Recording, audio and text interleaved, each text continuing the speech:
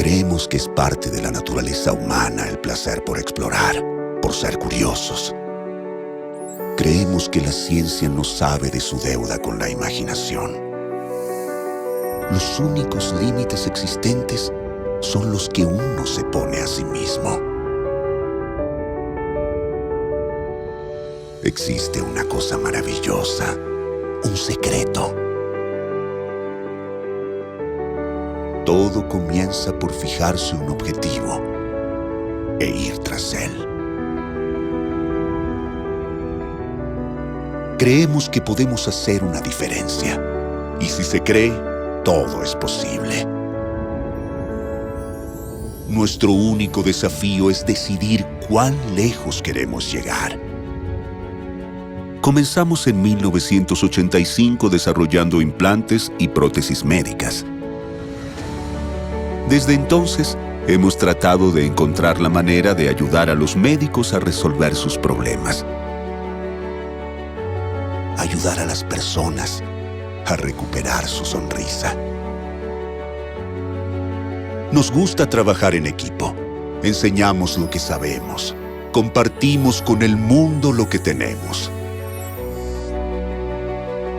Pasión, compromiso, futuro. El trabajo es parte de nuestra vida. Queremos verte sin límites en absoluto. Existe una cosa maravillosa, un secreto. El secreto del éxito es hacer funcionar las máquinas más perfectas que existen. Las personas.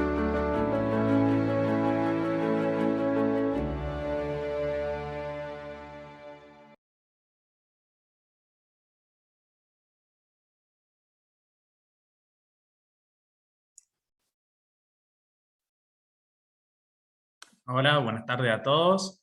Hoy daremos el comienzo al cuarto y último día del curso de Introducción a EUS. Bueno, el tema que se va a tratar hoy es misceláneas e intervencionismo endoscópico. Recuerden que pueden hacer las preguntas por el chat, las cuales se responderán al final del curso.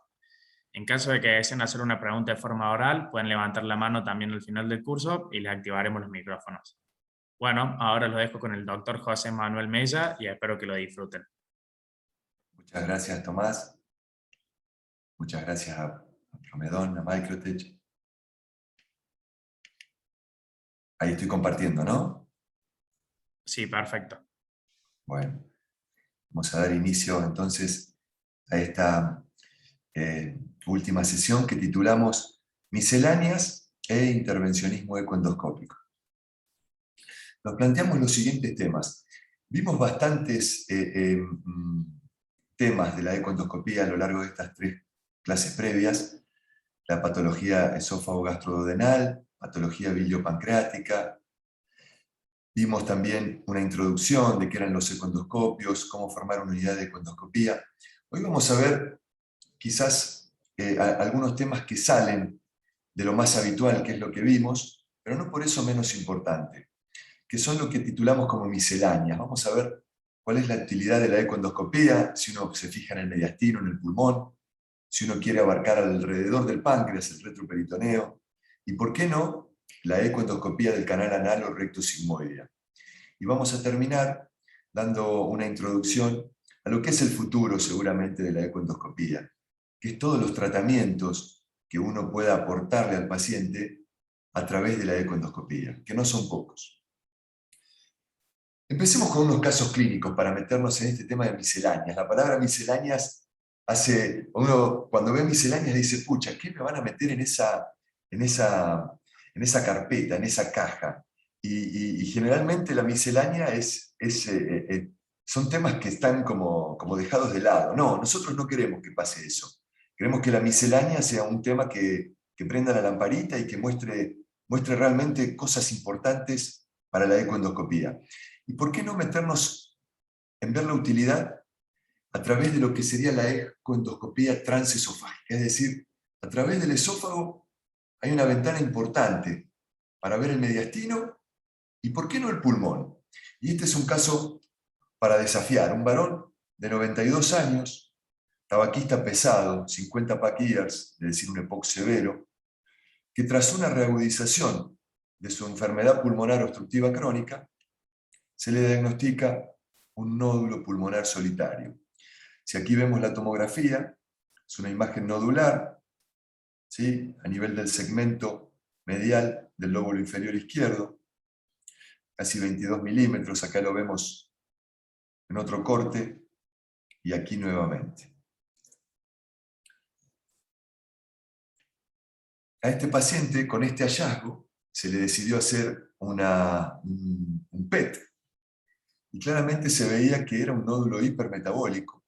¿Sí? Aquí lo vemos en las imágenes, a la izquierda, en el centro y a la derecha. Y teníamos un hombre de 92 años con EPOC severo, que tenía un nódulo que probablemente sea un cáncer de pulmón.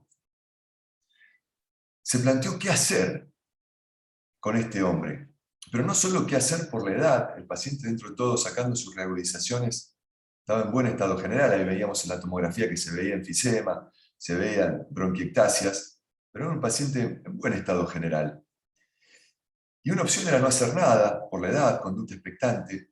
Otra era intentar hacer una biopsia transtorácica. El tema era que la ubicación del nódulo, el nódulo, como vimos, estaba cerca del hilio pulmonar, bien en el centro. La otra era intentar hacer una biopsia por ecoendoscopía transesofágica, o por qué no, transbronquial. Y ya, bueno, nos podíamos pasar a lo que era la mediastinoscopía, la videotoracoscopía o directamente la cirugía. En este caso se charló con el paciente, se hizo un ateneo multidisciplinario y se intentó como primera instancia hacer un abordaje mini-invasivo por ecoendoscopía transesofágica, ver si se podía visualizar el nódulo, si había una buena ventana, a ver si no podía tomar biopsias y confirmar o no el diagnóstico. Y eso fue lo que se hizo. Aquí lo que están viendo es un ecoendoscopio lineal. Básicamente estamos recorriendo el mediastino, aparece una imagen hipoecoica. Bueno, ahora ya giramos, y lo que estamos viendo son las cavidades cardíacas. Nuevamente estamos girando, vemos la aorta, y nuevamente volvemos a la zona donde se ve esta lesión, esta masa, claramente adyacente al esófago. Estamos poniendo una aguja, ¿sí?, de punción, y estamos haciendo una punción de la aguja, siempre viendo bien en el campo la aguja, que no se salga por afuera de la lesión. Todo esto que estamos viendo acá es pleura, parénquima pulmonar. Y luego de hacer esta punción, este material se envía a patología y se confirma así, tanto en la citología, que es un material positivo para células neoplásicas. Difícil decir en primera instancia qué es, pero había suficiente material como para hacer una buena inmunomarcación. Y tras la inmunomarcación con citoqueratinas, con la proteína P63 y el TTF1, se confirmó que probablemente esto sea un carcinoma escamoso de origen pulmonar. Así que bueno, uno con esto pudo hacer el diagnóstico de una lesión pulmonar compatible con un carcinoma escamoso de pulmón, y dado los antecedentes del paciente, sus preferencias, se decidió no ir a cirugía y hacer un tratamiento con radioterapia corporal estereotáxica. El paciente anduvo bien durante 2 años, luego, como vemos en los PET de control, la masa creció, tuvo neumonías reiterativas, neumonías posobstructivas. Finalmente el paciente fallece. Pero bueno, es una opción para tener en cuenta la utilidad del mediastino, la utilidad de la ecoendoscopía en el mediastino. No solo pulmón, lo más común es el mediastino posterior, tener en cuenta que es parte del staging del cáncer de pulmón, junto con lo que es el EBUS, es decir, la ecoendoscopía transbronquial. Uno puede hacer un muy buen mapeo de los ganglios del mediastino posterior, de los ganglios subcarinales, de la ventana aortopulmonar, de los ganglios periesofágicos, y así completar la estadificación del mediastino, y con eso poder ofrecer en un grupo interdisciplinario el mejor tratamiento para un paciente con un nódulo de pulmón. Veamos en esta misma tinte de estadificar y de obtener diagnóstico, la utilidad de la ecoendoscopía en el retroperitoneo. Uno va a decir, sí, me vas a hablar del páncreas. No, saquemos el páncreas de lado. Hay mucha patología en el retroperitoneo. ¿Y por qué no la patología de la enfermedad linfoproliferativa? Muchas veces se presentan pacientes con ganglios en el retroperitoneo, con lesiones o quistes, que uno tiene que intentar obtener diagnóstico. Y hoy podemos obtener diagnóstico de lesiones que estén intercavoaórticas o atrás de la porta, o peripancreáticas en el retroperitoneo. Este es un ejemplo. Les traigo un video de una econdoscopía. Este era un ganglio grande. Acá estábamos viendo la vena cava inferior. Estamos viendo el páncreas, la vena porta, haciendo un poquito de torquing y yendo hacia ubicar el ganglio. Aparece el ganglio allá en el hilio hepático alto, yendo hacia la cava inferior. Ahora vamos a ver otras incidencias donde esta masa, que terminó siendo un ganglio, acá estaba la vena cava inferior, no es chica. Si uno la mide, medía casi cerca de, bueno, acá vemos el riñón derecho, haciendo un poquito de torquing, así que imagínense esa zona, cava inferior, riñón derecho, vena porta, esto está todo visto desde el bulbo, una lesión de 45 milímetros, 4 centímetros y medio. Y ahí con una aguja de 19 gauge, en esa época no contábamos con agujas de FMB, esta era una aguja FNA, de punción-aspiración, pero de 19 gauge, pudimos hacer un muy buen mapeo y llegar a un diagnóstico histológico de un linfoma de células B que tuvo que hacer tratamiento, no me acuerdo si con quimioterapia seguro, no me acuerdo si también hizo rayos. Pasamos a la utilidad de la ecoendoscopía en la patología anorrectal y aledaños. Y esto también es un tema importante. El ecoendoscopio no solo lo puede meter por la boca, también lo puede meter por el ano e investigar todo lo que es el canal anal, el recto, y por qué no, si uno cuenta con las mini sondas, ¿sí? Hacer una colonoscopía, es decir, y por el canal del ecoendoscopio, si tiene una mini sonda, poder evaluar lesiones más allá de lo que es la unión recto-sigmoidea.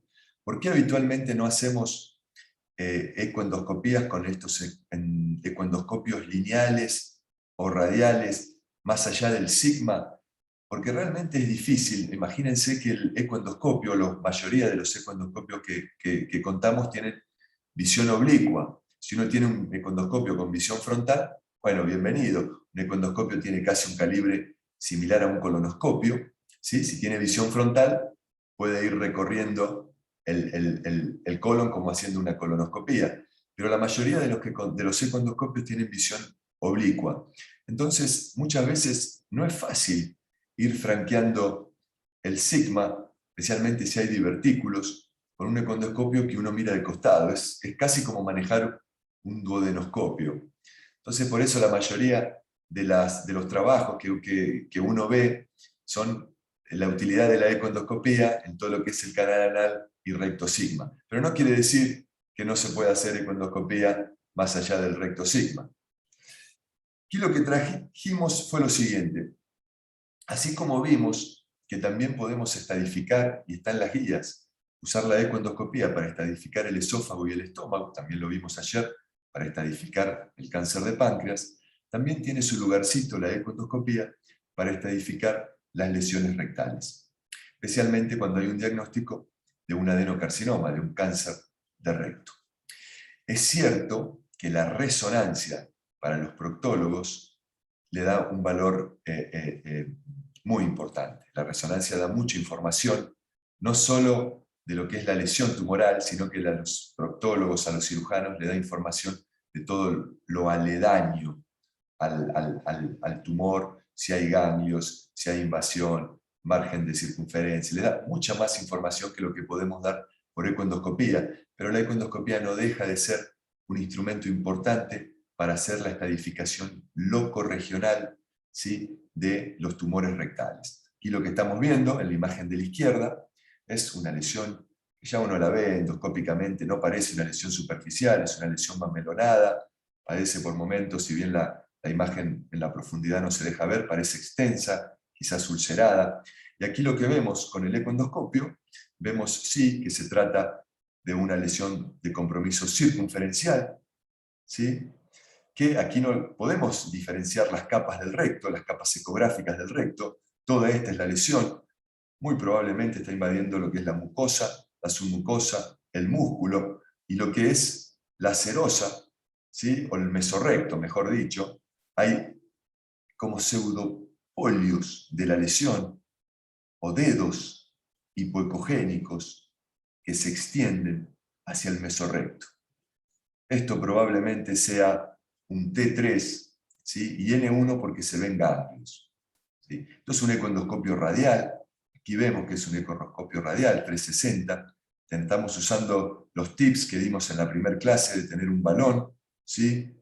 Instilado con solución fisiológica para tener mejor acople acústico, y acá la luz toda colapsada. Recuérdense que el aire es nuestro enemigo, y probablemente hayamos, esto es una foto estática, ¿no? Pero hayamos instilado agua destilada, ¿sí? O agua para conseguir mejor acople. Esto fue estadificado como un TO3N1. Esto es importante, especialmente si uno tiene que decidir cuál es el tratamiento que le va a elegir al paciente, si va a hacer cirugía, si va a hacer quimiorrayos. Tiene mucha importancia también la ecoendoscopía cuando uno tiene quizás una lesión que endoscópicamente te parece superficial, es decir, una lesión que te parece temprana. Esto también es una imagen en el recto. Vemos una lesión extensa, claramente extensa, mucho componente velloso, y surgía la duda si esto era una lesión simplemente un adenoma o tenía partes, como se ven aquí, que ya el patrón mucoso es distinto, es más amorfo. Se tomaron biopsias y confirmó que era un adenocarcinoma. Y la pregunta es, ¿se puede sacar por endoscopía o tiene que ir a una cirugía, ya sea una cirugía resectiva o una cirugía de las que hacen los coloproctólogos tipo TAMIS o resección transanal? Se le hizo una ecoendoscopía y se ve que sí, que es una lesión realmente extensa. En uno de los ejes medía 50 milímetros, es decir, una lesión, estamos hablando de una lesión de 5 milímetros. Recuerden que para estadificar lesiones superficiales, los trucos son elevar las frecuencias a lo máximo que podamos, entre 10 y 12 dan los ecoendoscopios que contamos, si no tenemos minisondas, y usar un baloncito, instilarlo con agua, ¿sí? En la punta, y llenar la cavidad del intestino, en este caso la luz del recto, con lo que podamos de agua destilada o agua. Aquí lo que estamos viendo es un video, ¿sí? En vivo. Esto que ven acá es aire, uno lo que está intentando es aspirar el aire, y aquí arriba se ve la lesión. Esto que vemos acá es agua, y aquí se ve el músculo, que parece completamente respetado. Vamos de vuelta, pasó muy rápido. Esta es la lesión, una lesión hipoecogénica, ligeramente heterogénea, y el músculo parece siempre respetado. Así que fue estadificado probablemente como una lesión mucosa con compromiso quizás de la submucosa, un T1 en este caso, sin ganglios. Otra utilidad que tiene la ecoendoscopía en todo lo que es la patología rectosigmoidea y del canal anal es justamente la evaluación de la incontinencia. Muchos pacientes consultan por incontinencia, estamos hablando de incontinencia fecal, y cuando un paciente tiene incontinencia fecal, uno se pregunta cómo está la función del esfínter, que es muy importante, eso se puede evaluar por manometría, y también se pregunta cómo está la morfología, cómo está estructuralmente el esfínter. Y eso, una de las formas de evaluarlo es a través de la ecoendoscopía. Generalmente, ecoendoscópicamente, uno podría crear 3 niveles para evaluar el canal anal: la parte superior del complejo esfinteriano, ¿sí? Que es donde uno ve los haces puborectales; la parte media, donde ve bien el esfínter interno, ¿sí? Y el esfínter externo; y la parte inferior del complejo esfinteriano, o el tercio inferior, donde uno prácticamente lo que ve es el esfínter externo. En esos 3 niveles, que se desarrollan en 4, 5, 6 centímetros, es simplemente ir mirando y ver a los niveles desde el recto hasta el canal anal afuera del paciente, ver si uno puede ir recreando el esfínter. Esto que ven bien negro, bien hipoecoico, es el esfínter interno. Esto que ven Vamos a Google, que pasa muy rápido el video, pero vamos de vuelta. Aquí, estos son los haces del esfínter externo. Vamos bajando, acá empieza a aparecer el esfínter interno, y si uno va saliendo más afuera, tiene completamente una imagen del esfínter externo. Así recrea imágenes y ve si realmente puede haber alguna lesión en lo que es el complejo esfinteriano a nivel de los distintos niveles y en qué cuadrante. Y con eso puede ayudar al proctólogo, ¿sí?, a ver dónde está la patología y si puede hacerse algo correctivo o hay que instar con maniobras para reforzar el esfínter.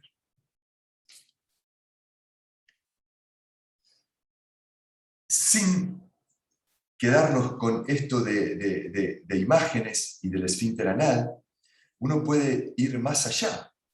Y, ¿por qué no ver, en ciertos casos, ver la utilidad de la econdoscopía para terminar de estadificar pacientes? Esto lo habíamos visto ayer y en la clase de la semana pasada.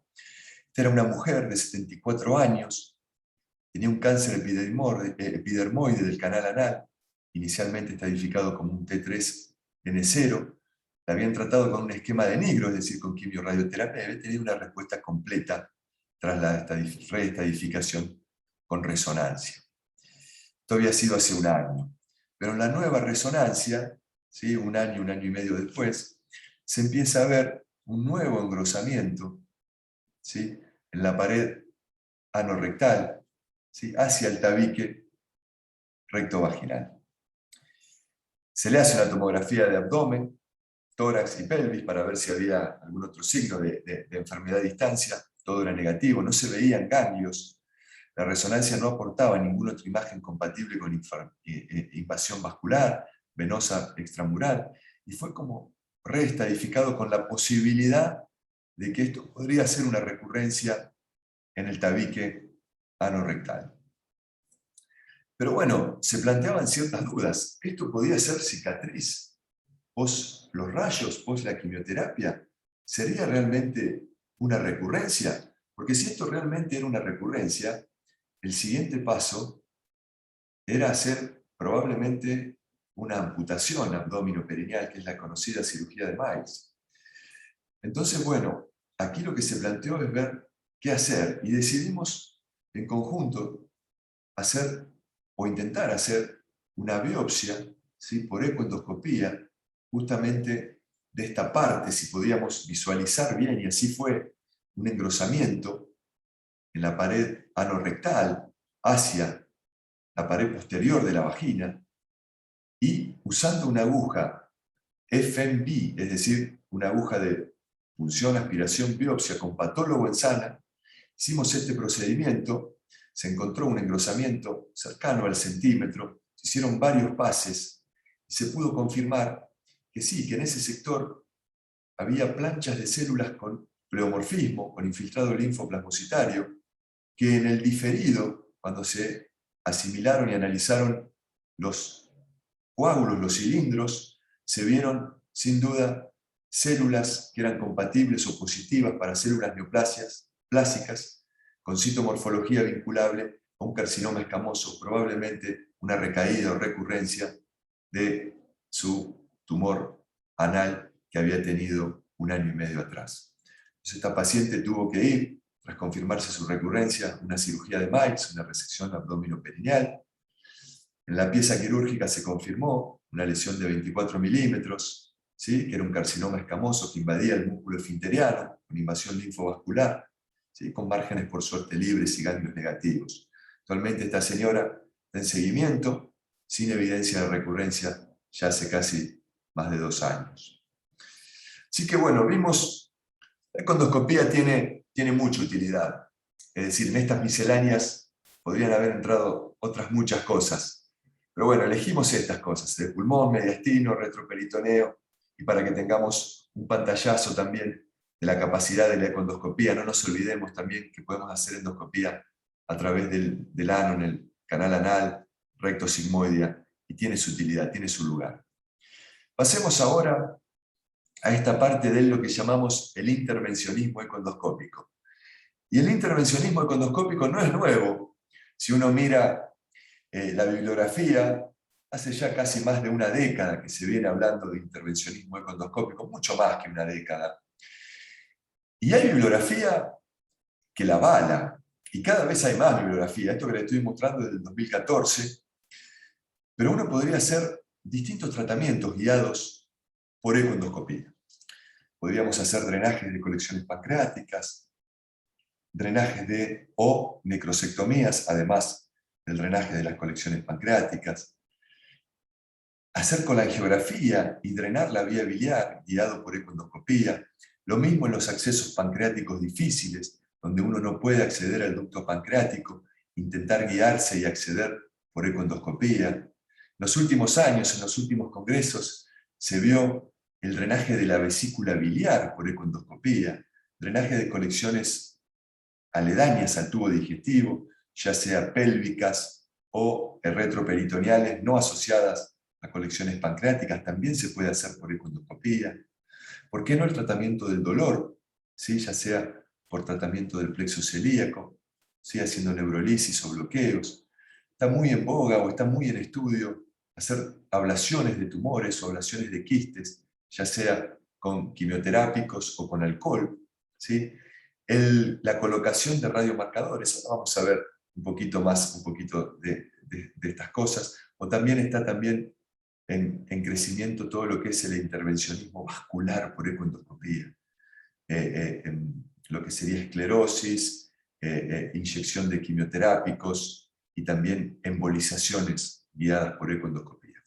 No podemos cubrir todas estas, pero simplemente para prender la lamparita y saber todas estas cosas o más que uno podría hacer en este apasionante mundo de la ecoendoscopía intervencionista.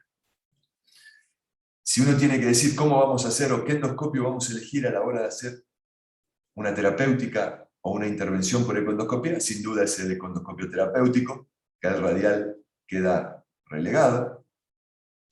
Y aquí en estas diapositivas lo que estamos viendo es la utilidad del intervencionismo en el cáncer de páncreas. Ayer vimos la utilidad para hacer diagnóstico del cáncer de páncreas, para estadificar, y acá estamos viendo en la diapositiva de la izquierda la utilidad de la ecoendoscopía para hacer manejo del dolor. Es decir, el cáncer de páncreas o la pancreatitis crónica pueden causar un dolor, ¿sí? Muchas veces difícil de manejar con antiinflamatorios o con narcóticos.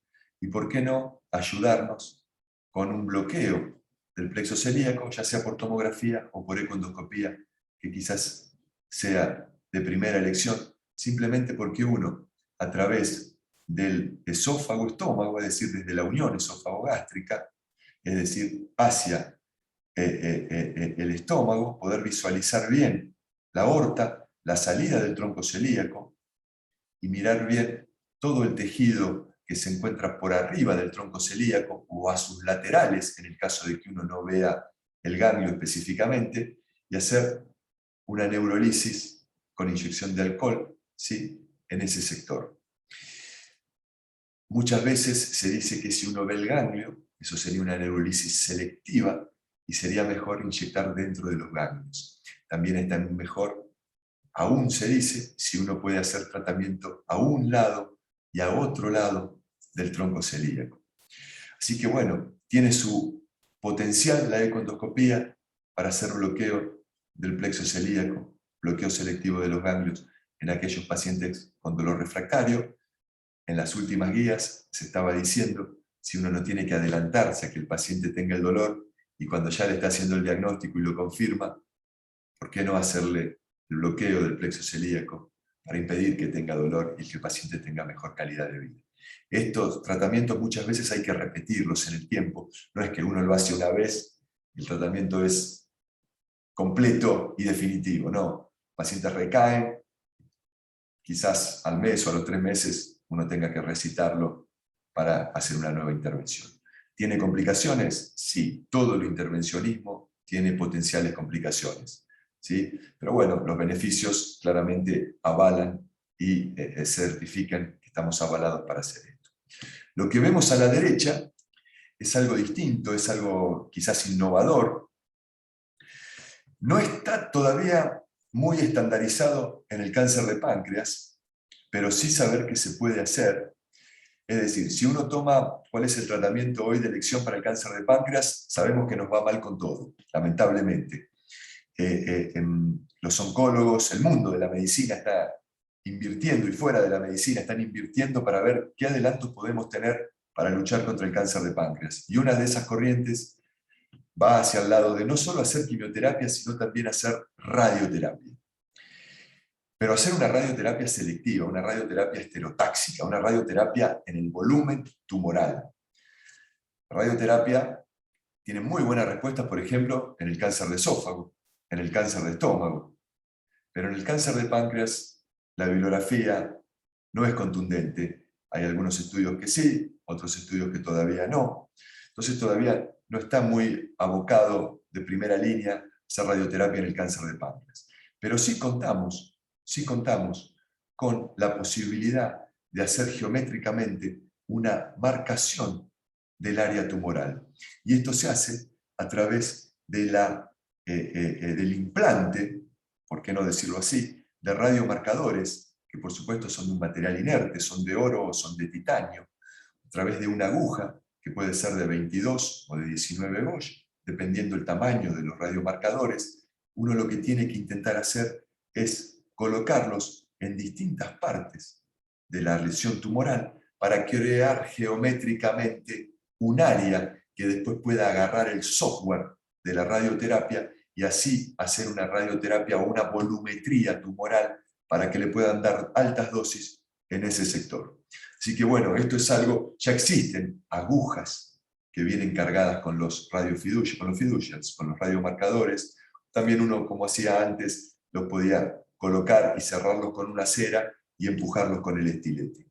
Así que bueno, también para tener en mente no solo la utilidad en la neurolisis del plexo celíaco, sino también en el potencial de colocar radiomarcadores para poder hacer una radioterapia dirigida en la masa pancreática. Ahora bien, pasemos también, ¿por qué no?, relacionado con el cáncer de páncreas. ¿Cuántas veces nos ha pasado que intentamos drenar una vía biliar y no podemos? Pasa, ¿sí?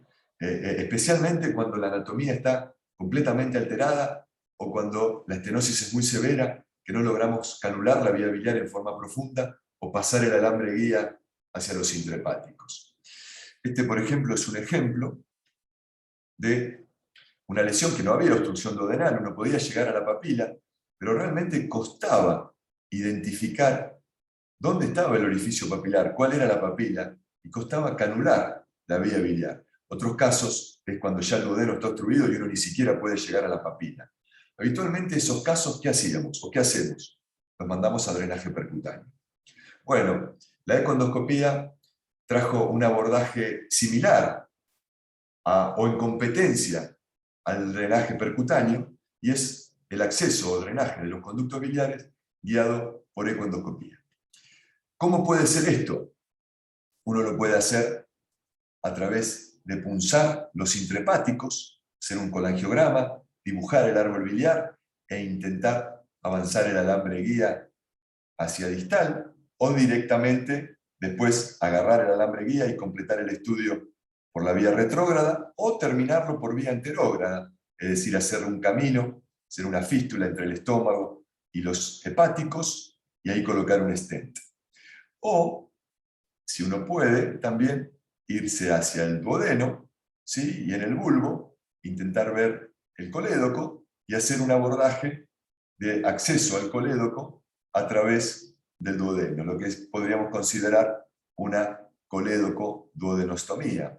Y también otra técnica de rendezvous es irse al mismo colédoco, intentar pasar una guía o desde la segunda porción duodenal y intentar identificar el colédoco, punzarlo y también pasar una guía. Son todas técnicas de rendezvous. Uno tiene que ver con cuál es la que más se siente cómoda, con cuál es la que más puede hacer en su unidad.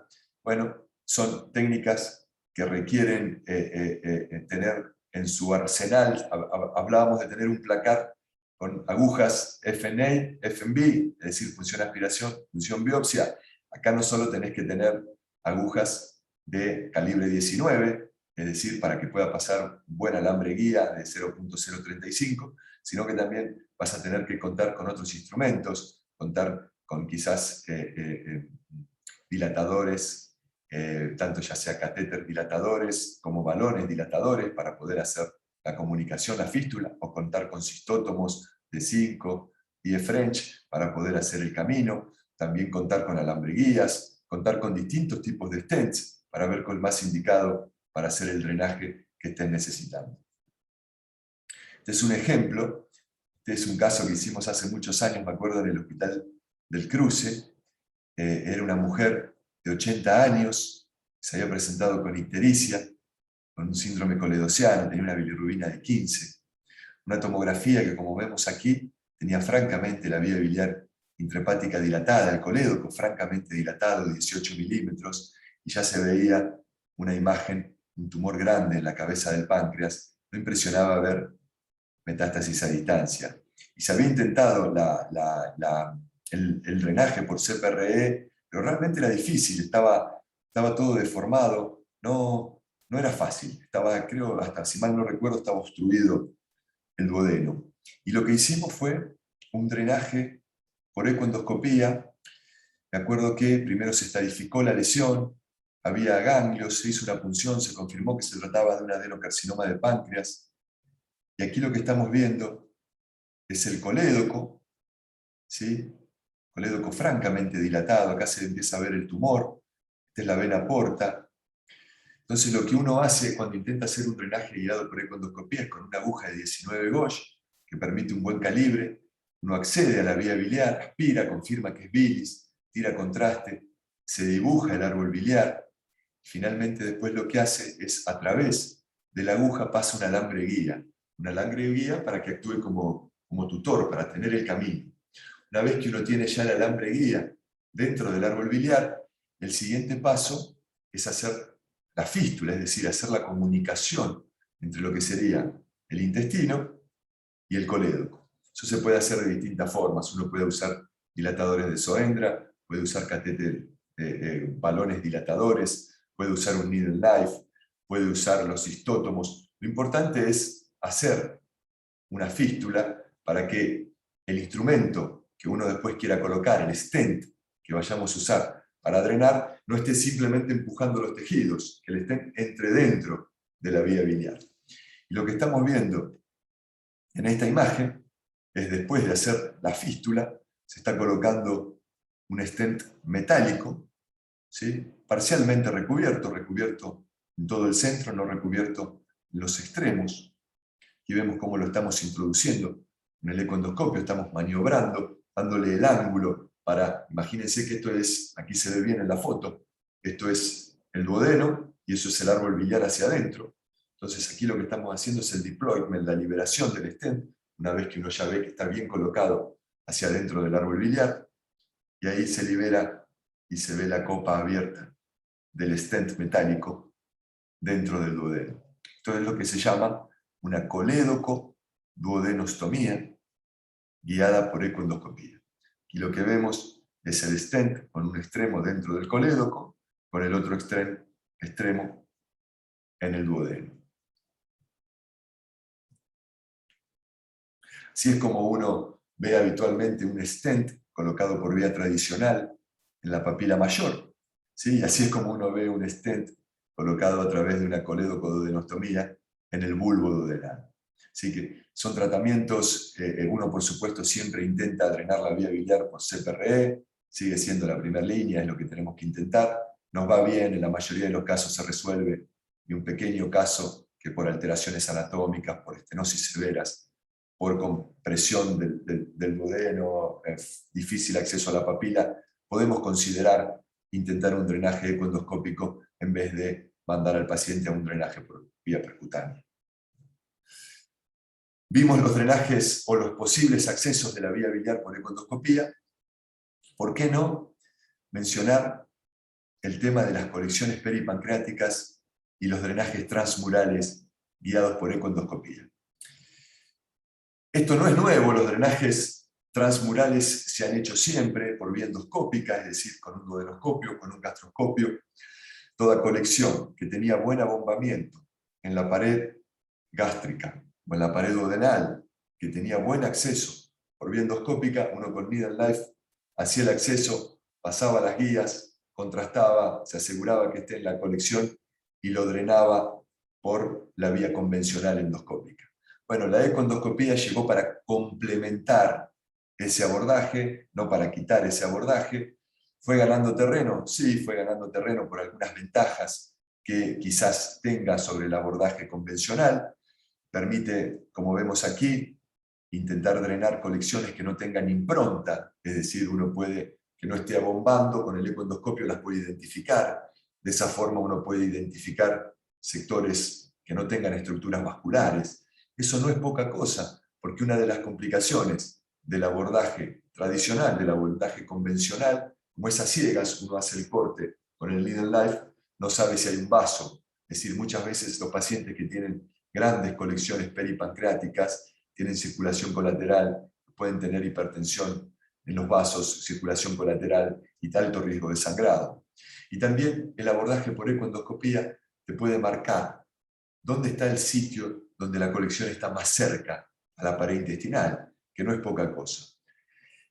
Después uno tendrá que ver si esta colección decide drenarla con un stent plástico, con un stent metálico, con un stent de aposición luminal, que ahora los vamos a ver. Hubo un gran boom con estos stents de aposición luminal, en un ratito vemos alguna otra diapositiva de ellos. Son stents que tienen un gran diámetro, permiten mantener unidas las dos paredes de la colección y de la pared intestinal, y quizás tengan un beneficio muy importante, o sean de elección, cuando haya mucha necrosis o uno tenga que reintervenir al paciente para limpiarlo. ¿Por qué ha ganado entonces el lugar el drenaje por ecoendoscopía, el drenaje convencional, transmural? Y bueno, porque los primeros pasos son siempre los más difíciles. Es una linda foto, como dijimos, permite identificar el sitio de punción con más seguridad, ver el sitio donde no hay vasos interpuestos, donde las cavidades están más juntas. Generalmente se dice, si es menor a 1 centímetro, mucho mejor, porque va a resultar mucho mejor la fístula, la creación entre la cistogastrostomía o la cistoduodenostomía. Es decir, la ecoendoscopía en los primeros pasos lo haría más fácil. Y bueno, y si no hay abombamiento de la colección en la luz gastroduodenal, por supuesto que ahí sí, sin lugar a dudas, si lo querés drenar, la ecoendoscopía es de elección. No siempre alcanza con esto. Muchas de las colecciones peripancreáticas no son únicas, están loculadas, están extendidas hacia la pelvis, muchas veces no están comunicadas una colección con la otra, y hay que combinar tratamientos. Es decir, no es que uno drena por ecoendoscopía y el paciente va a andar bien. Muchas de estas colecciones se pueden infectar. Está lo que se conoce la wall of pancreatic necrosis infectada. Así que es uno de los tratamientos. El mejor tratamiento va a ser el que uno combine con el cirujano, con el gastroenterólogo, con el endoscopista, con el médico percutáneo, con el de imágenes, y así podamos hacer el mejor drenaje de la colección. Este simplemente es un ejemplo por ecoendoscopía de cómo uno encararía esto. Se fija que no haya vasos con el Doppler, elige el sector con mejor aposición, es decir, el sector que tiene más cercanía, lo punza con una aguja de 19 gauge, ¿sí? Y finalmente intenta pasar el alambre de guía para hacer varios rulos dentro de la colección, ¿sí? Esos son los pasos por ecoendoscopía. Los repasamos. Vemos primero que no haya vasos interpuestos, identificamos que la pared esté cerca de la colección, punzamos con una aguja de 19 gauge, pasamos el alambre de guía, aspiramos, por supuesto, confirmamos que es la colección, si queremos aspiramos, mandamos líquido a cultivar, echamos contraste, intentamos dibujar la colección. Es difícil dibujar una colección muy grande con contraste, porque habría que tirar una gran cantidad de contraste. Pasamos y aseguramos el trayecto. Retiramos la aguja y ya queda el alambre puesto dentro de la cavidad en forma segura. Después hay que continuar. Hay que hacer probablemente la fístula, la cistogastrostomía, la cistoduodenoscopía. Pero bueno, ya te queda hecho el camino. ¿Cómo vas a hacerlo? Ver si lo dilatás, si usás un balón, si usás un needle knife, si usás un cistótomo, pero hay que hacerlo. Porque muchas veces las paredes de los pseudoquistes, las paredes de la wall of necrosis, son rígidas, son gruesas. Y si querés poner un stent directamente luego de la punción, lo único que estás haciendo es empujando y alejando la pared del pseudoquiste. Y eso no está bueno.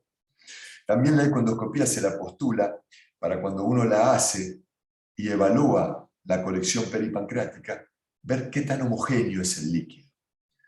Si es homogéneo completamente, muy probablemente responda con un stent plástico. Si en cambio uno ve que hay mucho detritus, mucha colección sucia, eso probablemente, quizás ande también con un stent plástico, uno no dice que no, es cuestión de probar y ver la evolución del paciente. Los estudios muestran que puede andar inclusive con un stent plástico, pero ahí es donde los stent metálicos, especialmente los LAMS, los stent de aposición luminal, tendrían mayor terreno.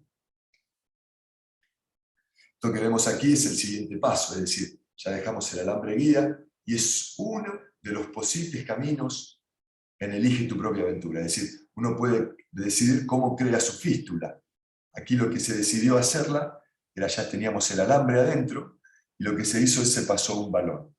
¿Sí? Se pasó un balón de dilatación, y se dilató el orificio con ese balón. Y ahí lo que uno hace al dilatar es crea la cistogastrostomía. Estamos dentro del quiste, ¿sí? Vemos el alambre, vemos todo el material, detritus, suciedad, quizás necrosis que había dentro del quiste. Y ahí uno tiene que decidir qué hace. Si esto lo empieza a hacer la necrosectomía, directamente deja varios stents para drenar. Y lo que estamos viendo es la colocación. Aquí en la radiografía de la derecha ya vemos los dos stents colocados, los dobles pigtail. Aquí ya hay un stent colocado en la imagen de la izquierda. Aquí vemos que hay pus, hay material purulento. Aquí lo que se está haciendo es colocando el otro doble pigtail. Así que bueno, son formas de crear la cistogastrostomía y drenar colecciones peripancreáticas. Aquí están las distintas formas en las que uno puede drenar, los doble pigtails o los LAMS, son los dos caminos que uno más elige. Los stents metálicos autoexpansibles generalmente uno no los elige porque, bueno, tienen el riesgo de migración. Una de las ventajas de los doble pigtails o los LAMS es que al tener los extremos en la forma en que lo tienen, permitirían menos tasa de migración. Estos son los famosos LAMS, los que se han transformado en el último tiempo en lo que es la piedra angular de los avances en la endoterapia y especialmente en la ecoendoscopía. Son stents de un material especial, están recubiertos completamente en su centro, y justamente lo interesante de esos stents es que de la forma en que están diseñados permiten conseguir la posición luminal.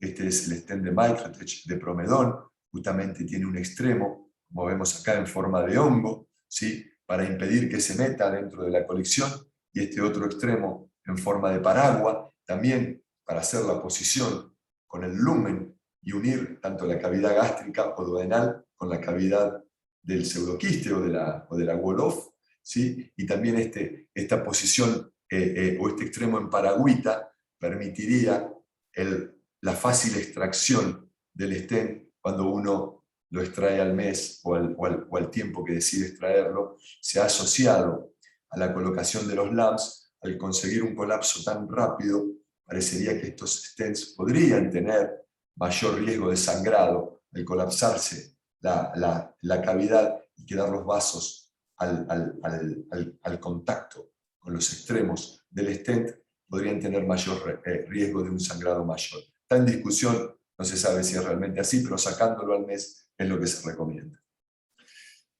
Y estos stents fueron los que abrieron la cabeza o dieron lugar para hacer otro tipo de drenajes. Y es así que en los últimos años se le ha dado lugar a considerar el drenaje transmural de la vesícula biliar por ecoendoscopía.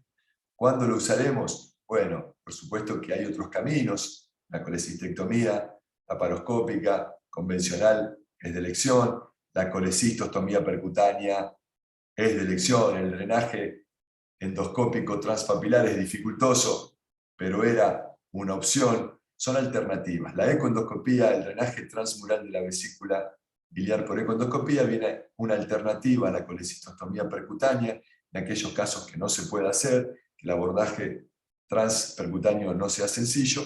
Bueno, se puede drenar la vesícula por ecoendoscopía a través del duodeno, como muestra esta imagen, o del estómago, dependiendo dónde quede la posición de la vesícula. La técnica es muy similar, hay que intentar tener un acceso a la vesícula biliar y a través de estos stents hacer el deployment hacia la luz gastrointestinal, gastroduodenal y dentro de la vesícula. También existe, en este mismo sentido, y hay muchos trabajos que lo demuestran, hacer la gastroenteroanastomosis, no quirúrgica, sino por vía ecoendoscópica.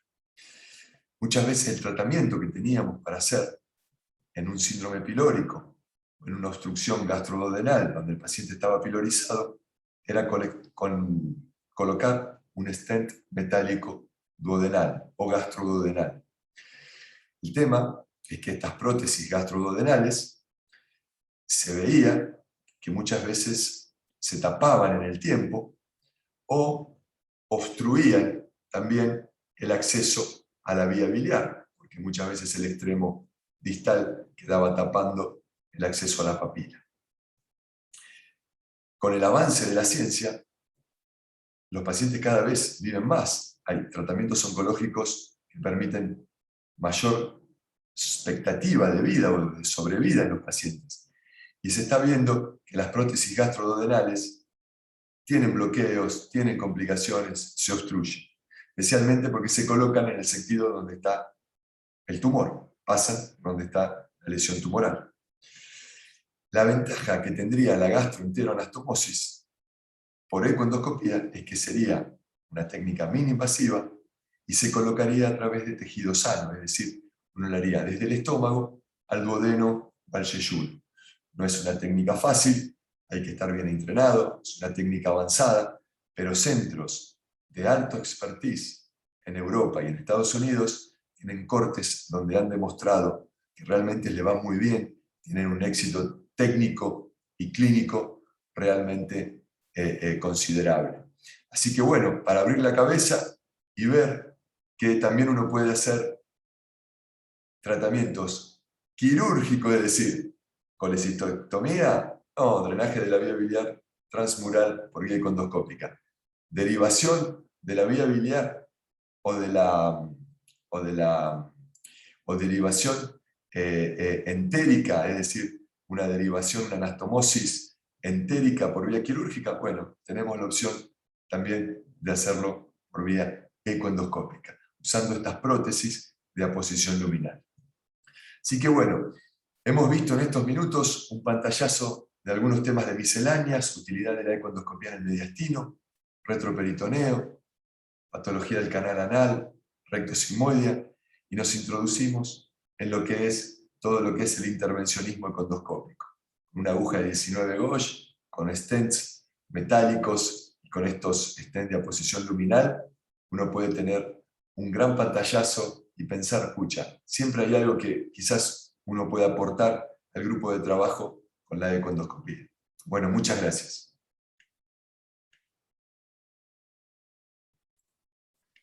Bueno, ahí vi, no sé, habían levantado una mano, no sé si Alejo Rivera, si quiere, le permito hablar por si quiere hablar, si quiere hacer alguna pregunta. Sí, adelante, por favor. A ver. O capaz que preguntó en el chat, a ver, no. No. O capaz a veces sin querer hay que ver.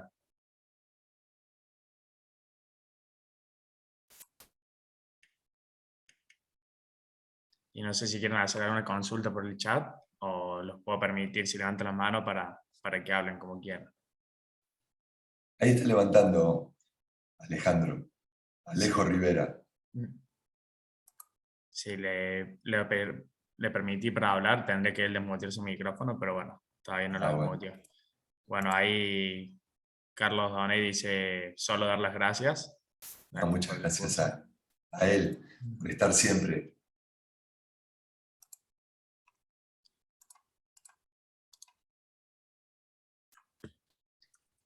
Es un tema Bueno, interesante. La econdoscopía intervencionista todos tenemos que seguir aprendiendo. Yo tengo que aprender mucho de la econdoscopía intervencionista y realmente se está haciendo mucho.